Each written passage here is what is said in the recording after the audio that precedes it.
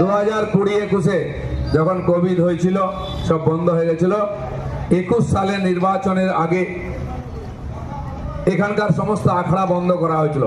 এই প্রদীপ বাবু, আমি নাম নিয়ে বলছি, চেয়ারম্যান ছিলেন, আর সমস্ত আখড়াকে গিয়ে চমকেছিল, এই আখড়া বার করবি না, সঙ্গে ওসিকে নিয়ে ঘুরছিল, কেস দেবো, ঢুকিয়ে দেবো, আখড়া বার করতে দেবে না। বড় রাম ভক্ত, বিশাল বড় কাটাউট, আর মনের মধ্যে কার ভক্তি? কেবল ভোটের ভক্তি, রাজনীতি আছে।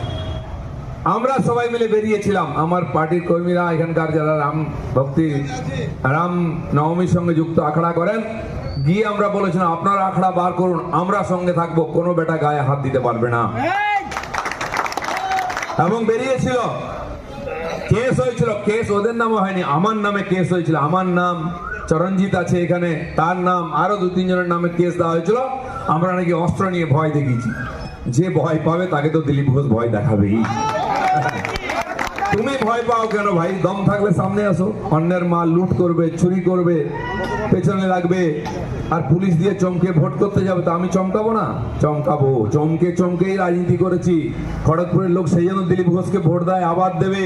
এখানকার গুন্ডা মাফিয়ার বিরুদ্ধে আমি লড়াই করেছি, আবার লড়বো যতদিন থাকবো। আর এবার তো লড়তে হবে না, ভেতরে ঢোকাবো, কারণ ক্ষমতায় আসবে বিজেপি, পশ্চিমবাংলায় পরিবর্তন হবে।